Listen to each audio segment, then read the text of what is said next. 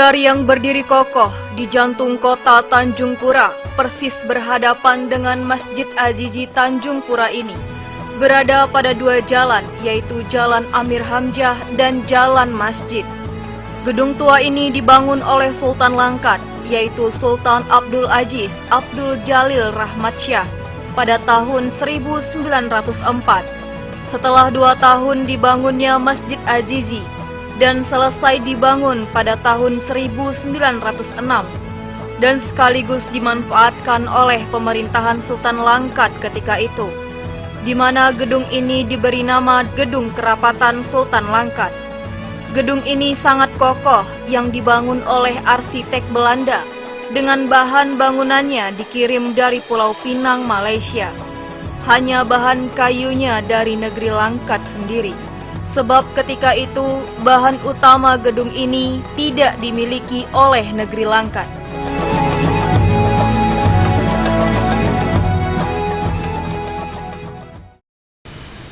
Assalamualaikum warahmatullahi wabarakatuh. Saudara, berjumpa kembali bersama saya Diah Nurita dari channel GL Production Langkat.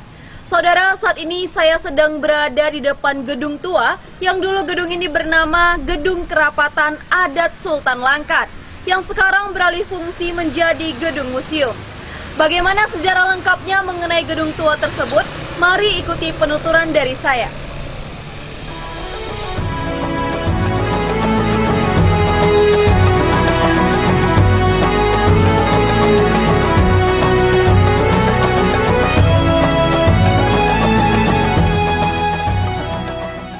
Di Gedung Kerapatan Adat Sultan Langkat inilah Sultan dan para pembesarnya ketika itu mengambil berbagai kebijakan dan berbagai keputusan tentang eksistensi Kesultanan Langkat.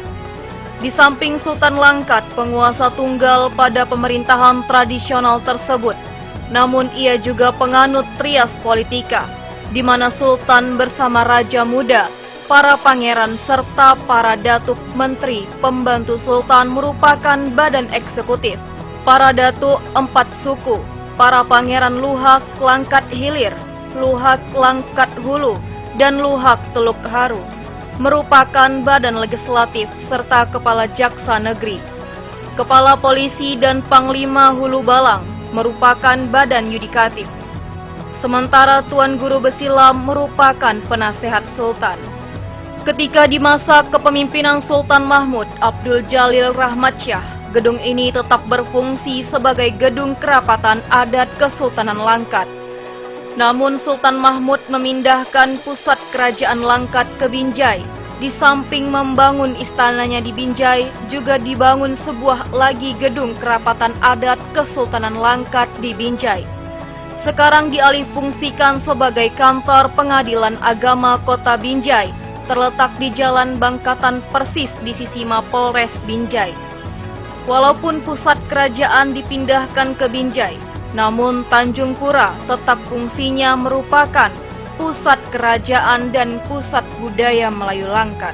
Gedung Kerapatan Adat di Tanjung Pura memiliki 7 ruang yang merupakan ruang kerja dari masing-masing pejabat kerajaan. Salah satu di antaranya merupakan ruangan kerja Amir Hamzah. Di tengahnya terdapat ruang bundar, tempat dilaksanakan ruang peradilan atau ruang rapat dalam mengambil keputusan. Gedung yang berbentuk bundar berdiri di atas tanah seluas lebih kurang 800 meter yang berbentuk segitiga. Pada bulan Maret 1946 terjadi pembantaian yang dilakukan oleh komunis PKI, di mana PKI menghasut rakyat dan memfitnah bahwa Sultan Mahmud dan kroninya dituduh memihak pemerintahan Belanda dan dianggap pengkhianat bangsa. 2 istana Sultan Langkat, termasuk beberapa rumah pembesar kerajaan diobrak-abrik, termasuklah Gedung Kerapatan Adat. Ketika terjadi agresi Belanda I tahun 1947, di mana pasukan Belanda sudah menduduki Binjai dan ibu kota Langkat sudah dialihkan ke Pangkalan Berandan. Oleh para pejuang membakar dan membumi hanguskan gedung-gedung tersebut. Dikhawatirkan akan menjadi kantong-kantong dan kem-kem Belanda. Semua gedung hangus terbakar, kecuali gedung kerapatan adat Kesultanan Langkat. Beberapa kali dibom oleh para pejuang, tidak hancur, hanya bagian atapnya yang terbang dan punah. Setelah masa penyerahan kedaulatan hingga masa Orde Baru, gedung ini dibiarkan begitu saja, tanpa dimanfaatkan, yang belakangan tempat kandang ternak kerbau dan lembu. Gedung yang dahulunya megah menjadi tempat kotoran kerbau dan lembu yang dimanfaatkan oleh penguasa daging potong di Tanjung Pura ketika itu. Di masa gedung ini kosong oleh grup kesenian teater garis lurus yang ada di Tanjung Pura, pimpinan Zainal Aka memanfaatkan gedung tempat latihan kesenian dalam upaya membina para remaja dan muda-mudi.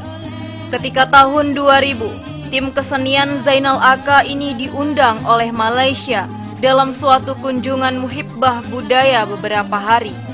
Sekembali dari Malaysia, Zainal Aka dan Samsul Bahri serta beberapa seniman lainnya berpikir, gedung peninggalan sejarah ini sayang jika tidak dimanfaatkan. Akhirnya, Zainal Aka dan kawan-kawan menghadap Bupati Langkat ketika itu, Datuk Sri Haji Syamsul Arifin SE, agar gedung Bina Pancasila ini dijadikan Museum Langkat.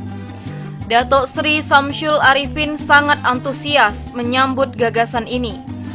Selanjutnya, Zainal Aka menghadap Komisi 5 DPRD Langkat, yang kebetulan ketua komisinya adalah Nurul Azhar Lubis.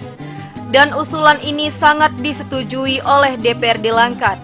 Maka sejak itu pula Zainal Aka, sebelumnya adalah pegawai Departemen Penerangan Langkat, oleh Bupati Syamsul Arifin ketika itu dimutasikan ke Dinas Kebudayaan dan Pariwisata Langkat yang dipimpin Dr. Andes Haji Supono ketika itu. Maka sejak itu, di tahun 2001 Zainal Aka melakukan pembenahan gedung Bina Pancasila menjadi gedung museum.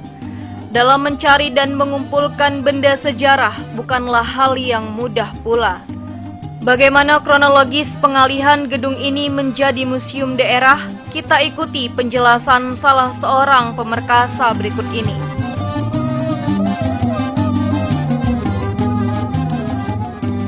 Saudara, seperti kita ketahui bahwasannya gedung tua ini dulu bernama Gedung Kerapatan Adat Sultan Langkat, kemudian menjadi Bina Pancasila, lalu menjadi gedung museum. Nah, kebetulan di sebelah saya ada Pak Samsul Bahri yang merupakan seorang penggagas dari gedung museum ini. Assalamualaikum Pak. Waalaikumsalam warahmatullahi wabarakatuh. Barangkali Bapak dapat menceritakan sedikit kronologis mengenai cerita dari gedung museum ini, Pak. Baik, asal mula mungkin gedung ini kita sama-sama sudah tahu yang dulunya adalah merupakan Balai Kerapatan, kemudian berubah menjadi Gedung Bina Pancasila, dan akhirnya menjadi sebuah gedung museum. Awal kisahnya pada tahun 2000, di mana pada saat itu perjalanan Sanggar Seni Teater Garis Lurus untuk mengadakan pertunjukan di Malaysia, pada saat itu adalah di Pulau Pinang. Nah, di mana kawan-kawan, diantaranya di sana ada salah satu ada Bapak Zainal Arifin Aka, kemudian dengan beberapa teman yang lain cerita setelah kami melihat beberapa perjalanan di Pulau Pinang, kemudian sampai kami ke Museum Jelebu, dan kemudian sampai ke Sri Menanti, Istana Sri Menanti pada saat itu, yang kemudian di sana sudah banyak dijadikan museum-museum sebagai kenangan dan sebagai ingatan untuk beberapa sejarah-sejarah yang sudah berlalu. Nah, pulang dari sana pada tahun 2000, lebih kurang pada bulan April kalau saya tidak silap, itu kami berbicara-bicara, terus pulangnya masih kita kembali bicarakan tentang museum yang berada di Malaysia. Bagaimana kalau di Langkat, salah satunya di Tanjung Pura, kita terbitkan atau kita buat satu museum. Kemudian pada akhirnya lebih kurang pada 2 bulan setelah itu, pada bulan Juni kami bersama rekan-rekan dari Teater Garis Lurus di bawah pimpinan Bapak Zainal Arifin AK, saat itu kita menghadap ke Bupati Langkat, yaitu pada saat itu Bapak Bupati Langkat kita adalah Bapak Samsul Arifin. Hasil dari pertemuan dengan Pak Samsul Arifin, tanggapan beliau pada saat itu sangat support sekali, sangat baik. Akhirnya beliau menanggapi pembuatan museum di Langkat itu sangat-sangat disetujui. Akhirnya kita disarankan untuk menghadap ke Komisi 5 anggota DPRD Kabupaten Langkat. Kemudian di sana juga ditanggapi dengan baik dan serius. Akhirnya kami menyimpulkan bahwa salah satu yang paling tepat digunakan adalah Gedung Bina Pancasila itu menjadi museum Langkat, yang pada awalnya sebenarnya Gedung Bina Pancasila itu sudah menjadi museum yang disebut dengan Museum Amir Hamzah. Tapi hanya sekedar nama, isi dan seluruhnya itu belum ada.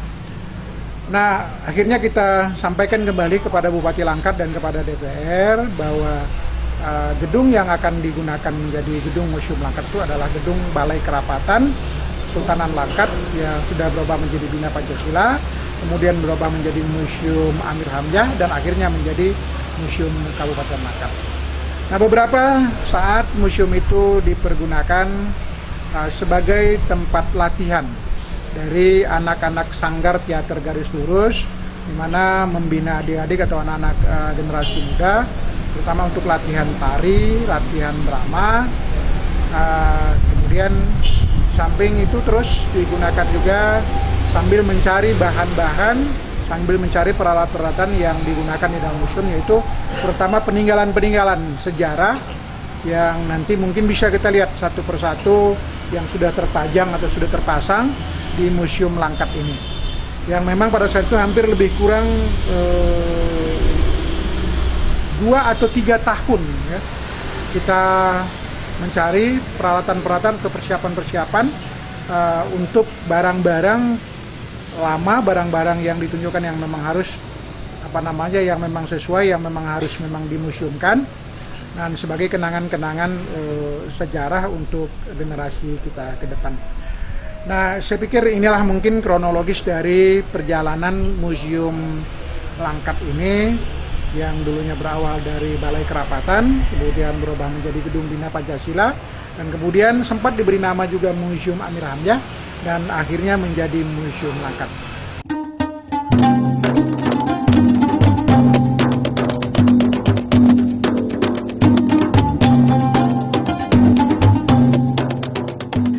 Tidak semudah membalikan telapak tangan dalam mengumpulkan benda-benda peninggalan sejarah, terlebih lagi peninggalan sejarah Langkat.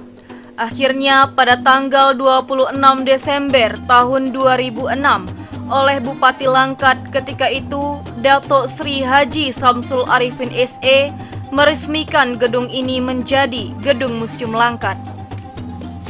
Namun sejauh itu, Gedung Kerapatan Adat milik Kejuriatan Sultan Langkat sampai saat ini belum adanya penyerahan secara resmi kepada pemerintahan Kabupaten Langkat, di mana gedung ini merupakan aset peninggalan Kesultanan Langkat, di mana saat ini penanggung jawabnya adalah Tengku Azwar Abdul Jalil Rahmatsyah selaku pemangku adat Kesultanan Langkat.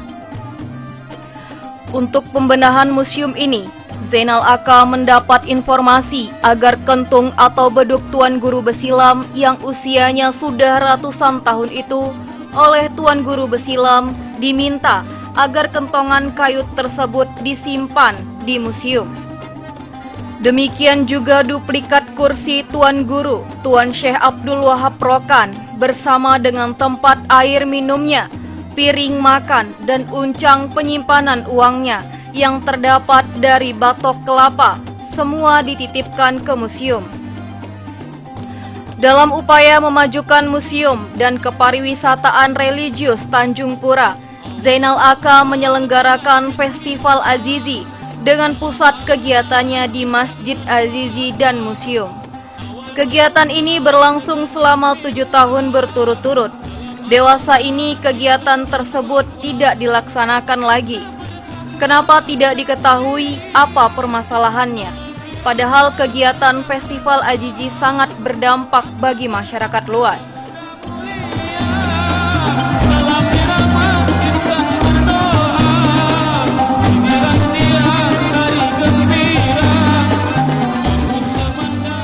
Saudara, saat ini saya sedang berada di dalam ruangan gedung museum dan kebetulan saat ini saya sedang bersama Pak MC, salah seorang penjaga museum. Assalamualaikum Pak. Waalaikumsalam warahmatullahi. Barangkali Bapak dapat menceritakan sedikit mengenai kisah dari gedung museum ini Pak. Pada waktu awalnya dari tahun 2000 sampai dengan 2003 itu kami mencoba kerja dengan biaya kantong sendiri dan juga beberapa pimpinan daerah memberikan biaya pribadi tanpa ada dana APBD. Maka setelah 3 tahun barulah kami yang sebagai pengelola museum mendapatkan honorer sebanyak 200.000 per bulan. Kemudian 2005 kami museum daerah mendapat anggaran dari APBD untuk penambahan koleksi, maka kebijakan daripada Dinas Pariwisata Kabupaten Langkat yang pada masa itu salah satu seksinya adalah Bapak Jainal Arifin Aka, itulah dibuat beberapa maket atau miniatur seperti miniatur Istana Sultan Langkat, miniatur kedua. Kemudian ada miniatur rumah Amir Hamzah, kemudian miniatur rumah-rumah etnis yang ada di Langkat seperti rumah adat Mandailing, rumah adat Aceh, Karo, kemudian rumah adat Jawa, dan juga ada rumah Melayu pesisir.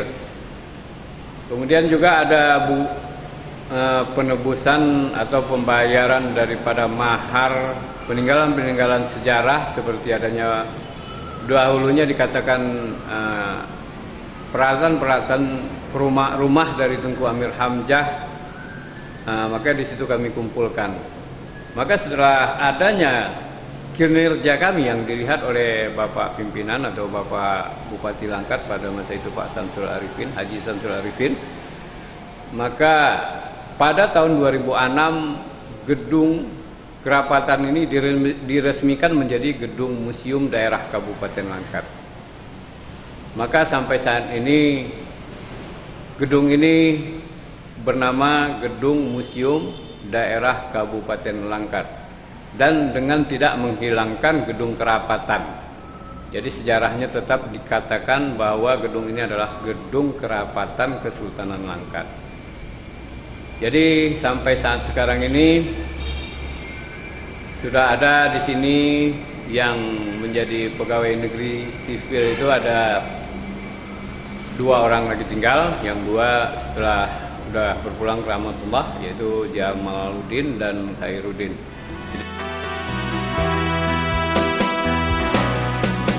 Negeri Langkat, negeri berseri. Agaknya keberadaan gedung peninggalan sejarah ini memang perlu mendapat perhatian serius dari berbagai kalangan agar terus dijaga, dipelihara, dan perlu direnovasi dan dicat ulang setiap tahunnya sehingga terlihat keindahannya, sehingga gedung peninggalan sejarah ini dapat berbicara kepada kalangan generasi muda bangsa, sehingga kalangan generasi muda tidak kehilangan jati diri bangsanya. Dahulu Sultan Saudara, kata bijak menyatakan, jika ingin melihat kebesaran bangsa itu, maka pelajarilah sejarah masa lalunya. Maka akan terlihat harga diri dan jati diri bangsa tersebut. Demikianlah paparan yang dapat kami sampaikan mengenai gedung tua ini. Terima kasih atas perhatian Anda. Sampai jumpa di lain kesempatan dan Assalamualaikum warahmatullahi wabarakatuh. banyak kisah dahulu di Langkat, Istana Sultan di Tanjung Pura. Kini kami selalu sepakat membangun Langkat menuju bahagia.